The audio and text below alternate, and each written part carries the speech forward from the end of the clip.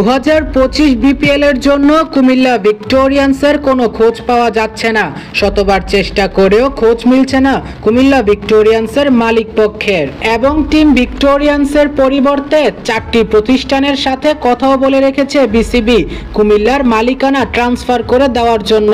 এটা তো আগেরই খবর, কিন্তু নাজমুল আবেদিন ফাহিমের ভাষ্যমতে বিপিএল এ অনেক আগে থেকেই ড্রাফটে ফিক্সিং করে আসছে কুমিল্লা ভিক্টোরিয়ান্স। টিম ভিক্টোরিয়ান্সকে নিষেধাজ্ঞাও জারি করবে বলে ডিসিশন নিয়েছে বিসিবি থেকে। অর্থাৎ সেক্ষেত্রে কুমিল্লা ভিক্টোরিয়ান্স ফিরে আসুক বা না আসুক, কোনোভাবেই খেলতে পারবে না বিপিএল। তবে কুমিল্লাবাসীর ঘাবড়ানোর কোনো চিন্তা নেই, সেক্ষেত্রে কুমিল্লা টিমকে অন্য কোনো মালিকানার হাতে তুলে দেওয়া হবে বিপিএল এর জন্য। ইতোমধ্যে 4 প্রতিষ্ঠানের সাথে যোগাযোগ হয়ে গিয়েছে বিসিবি, তবে তারা কোনো ছোট প্রতিষ্ঠান নয়। চলুন জেনে নেই কোন 4 প্রতিষ্ঠানের সাথে বিসিবি যোগাযোগ করেছে কুমিল্লা ভিক্টোরিয়ান্স টিম দেওয়ার জন্য। বিসিবি থেকে প্রথমে যোগাযোগ করা হয়েছে বিশ্বব্যাপী বাংলাকে ছড়িয়ে দেওয়া ফ্র্যাঞ্চাইজি বাংলা টাইগার্সের সাথে।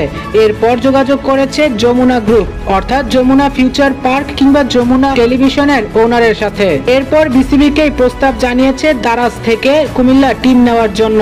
এরপর চতুর্থ প্রতিষ্ঠানটি হচ্ছে ফ্রেশ কোম্পানি, অর্থাৎ এই 4টি প্রতিষ্ঠানের সাথে ইতিমধ্যে বিসিবি যোগাযোগ করে ফেলেছে। 4টি প্রতিষ্ঠানই ইন্টারেস্টেড কুমিল্লার টিম কেনার জন্য। হয়তো টিম ভিক্টোরিয়ান্সের পরিবর্তে কুমিল্লা টিমকে যে কোনো একজনের হাতে তুলে দিবে বিপিএল গভর্নিং কাউন্সিলর। প্রিয় দর্শক, এই 4 গ্রুপের মধ্যে আপনারা কাকে চান কুমিল্লার মালিকানা হিসেবে অবশ্যই কমেন্টে জানিয়ে যাবেন।